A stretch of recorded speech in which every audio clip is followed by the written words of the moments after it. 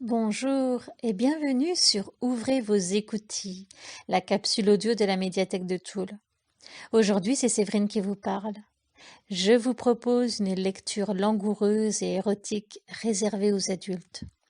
Il s'agit de la nouvelle Majorque, issue du recueil Vénus Erotica d'Anaïs Nin.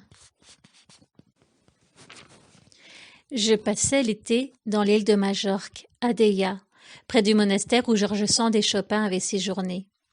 Aux premières heures du jour, nous montions sur des petits ânes qui nous portaient sur le chemin escarpé jusqu'à la mer, au bas de la colline. Le trajet durait presque 1 heure, le long des sentiers de terre rouge, sur les rochers aux pierres souvent traîtresses, parmi les oliviers argentés, jusqu'au village de pêcheurs avec leurs petites maisons accrochées au flanc de la montagne. Chaque jour, je descendais jusqu'à une crique où la mer formait une petite baie, à l'eau si transparente que l'on pouvait plonger tout au fond pour admirer les coraux et les extraordinaires plantes aquatiques. Les pêcheurs racontaient une étrange histoire sur le village. Les femmes de Majorque étaient inaccessibles, puritaines et très pieuses. Elles ne se baignaient qu'en maillot à longs jupons et bas noirs, comme on en portait il y a des années. La plupart ne se baignaient pas du tout et laissaient ce passe-temps aux Européennes sans pudeur qui passaient leur été sur l'île. Les pêcheurs aussi condamnaient les maillots de bain à la mode et le comportement indécent des Européennes. Pour eux, les Européens étaient des hommes qui ne songeaient qu'à se mettre nus et à s'allonger au soleil comme des païens. Ils désapprouvaient également les bains de minuit, importés par les Américains. Quelques années plus tôt, la fille de 18 ans d'un pêcheur du village se promenait au bord de l'eau, sautant de rocher en rocher, sa robe blanche collant à son corps. Tout en marchant, perdue dans ses rêves et dans le spectacle des effets de la lune sur la mer et des petites vagues qui venaient lui lécher les pieds, elle arriva à une crique cachée où elle aperçut quelqu'un dans l'eau. Elle ne pouvait voir que la tête et parfois un bras. Le nageur était très loin du bord. Alors elle entendit une voix douce qui s'adressait à elle. « Viens nager, c'est merveilleux !»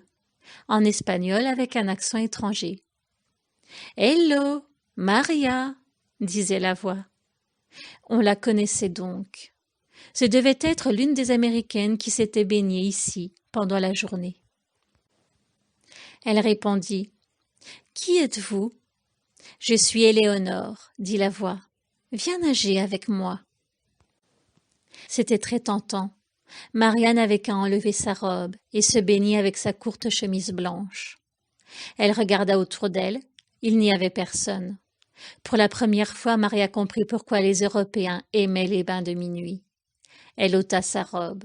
Elle avait des cheveux noirs très longs, un visage pâle et des yeux verts en amande, plus verts que la mer. Elle était merveilleusement faite, avec une poitrine haute, de longues jambes. Son corps semblait stylisé. C'était la meilleure nageuse de l'île. Elle se glissa dans l'eau, se dirigeant vers Éléonore, avec de longues brasses, sans effort. Éléonore, qui nageait sous l'eau, la rejoignit et lui attrapa les jambes. Elle se taquinait dans l'eau. La semi-obscurité et le bonnet de bain empêchaient de bien voir les visages. Les Américaines avaient des voix de garçons. Éléonore se battait avec Maria, l'embrassait sous l'eau. Elle remontait en surface pour respirer, riant et nageant avec nonchalance, chacune de son côté, puis se rejoignaient. La chemise de Maria flottait autour de ses épaules et la gênait dans ses mouvements. Elle finit par glisser complètement et Maria se retrouva toute nue. Éléonore nageait au-dessous d'elle et la touchait en s'amusant, plongeant entre ses jambes. Éléonore écartait alors ses jambes pour que son amie puisse à son tour plonger au milieu et réapparaître de l'autre côté. Elle faisait la planche, tandis que son amie nageait sous son dos cambré. Maria remarqua qu'elle était également nue. Elle sentit soudain Éléonore l'enlacer par derrière, collant son corps contre le sien. L'eau était tiède, tel un mol oreiller, et si salée qu'elle les portait, les aidait à nager et à flotter sans effort.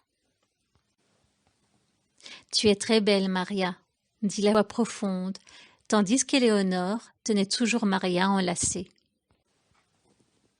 Maria voulait s'échapper, mais elle était retenue par la tiédeur de l'eau, par la pression de son amie. Elle se laissa embrasser.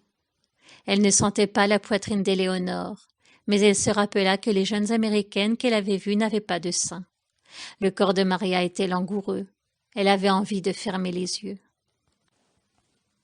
Soudain, elle sentit entre ses jambes quelque chose qui n'était pas une main, quelque chose de si inattendu, de si gênant qu'elle se mit à crier. Ce n'était pas Éléonore, mais un jeune homme, le plus jeune frère d'Éléonore, qui avait glissé son pénis en érection entre ses jambes. Elle cria, mais personne ne pouvait l'entendre, et en réalité, ses cris n'étaient qu'une comédie qu'elle avait bien mise au point. En vérité, l'étreinte du jeune homme lui semblait aussi douce, chaude et caressante que le contact de la mer. L'eau, le pénis et les mains qui la touchaient éveillaient sa sensualité dans tout son corps. Elle essaya de s'échapper, mais l'adolescent nagea sous elle, la caressant, s'accrochant à ses jambes, et, venu par derrière, la chevaucha. Il se débattait dans l'eau, mais chaque mouvement lui faisait davantage prendre conscience du corps du jeune homme contre le sien, de ses mains qui la caressaient. L'eau faisait osciller ses seins, d'avant en arrière, à la surface, comme deux nénuphars. Il les embrassa. À cause du mouvement incessant de la mer, il ne pouvait pas vraiment la prendre, mais son membre ne cessait de la frôler, à l'endroit le plus sensible, entre les cuisses, et Maria perdait peu à peu ses forces. Elle nagea vers le bord, et il la suivit. Ils s'étendirent sur le sable. Les vagues venaient lécher leurs corps nus, étendus, haletants. Le garçon se mit alors en elle, et la mer vint les recouvrir, remportant avec elle le sang virginal. Après cette nuit, ils ne se rencontrèrent plus qu'à cette heure-là. Il la prenait alors dans l'eau, ondulant à la surface.